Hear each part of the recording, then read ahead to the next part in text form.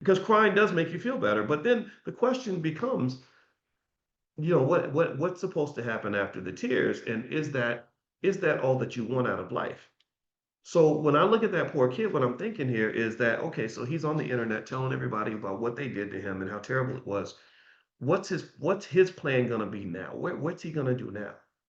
Is he gonna wait until CBS has a change of heart? Is he gonna wait for white people to decide to be nicer to him?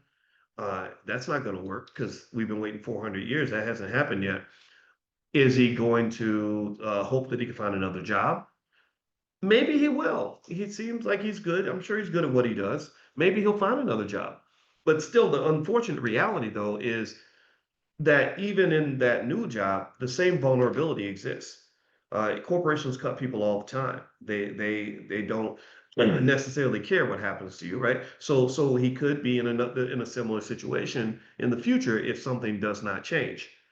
So that's what so if I was talking to him, I'd probably say, okay, so let me explain what happened to you, and let me explain why you don't want to be this vulnerable in this economy. Let's talk about some strategies. The way that people build wealth and the way that people protect themselves financially is saving their money, getting the side hustle, investing to build a capital base, maybe learning how to start a business, finding a partner in your life, perhaps maybe a spouse or something at some point that also generates income. So you have multiple streams of income coming into the house, right? Just little things like that, right? But then here's the other thing too. Then I go backward in time and I say, okay, so in 25 years, some of y'all got kids that are like 2 years old. So in 25 years, your child will be a 27-year-old, and they're going to be engaging with this economy.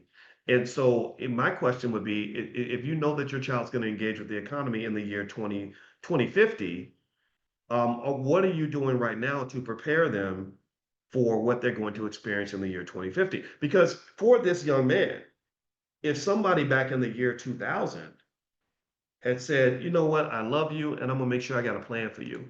You ain't gonna be out here whining and crying because these folks got the best of you. I'm gonna make sure you're ready and prepared. I'm gonna prepare you to be a winner, not a loser, not a victim, right? We're gonna get you ready.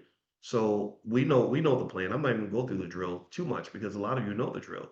I'm gonna buy my car note is $400 a month. I'm also buy you $400 a month worth of stock every month. And based on compound interest, by the time you're 25, 26 years old, you're going to have at least 150, $200,000 in the bank.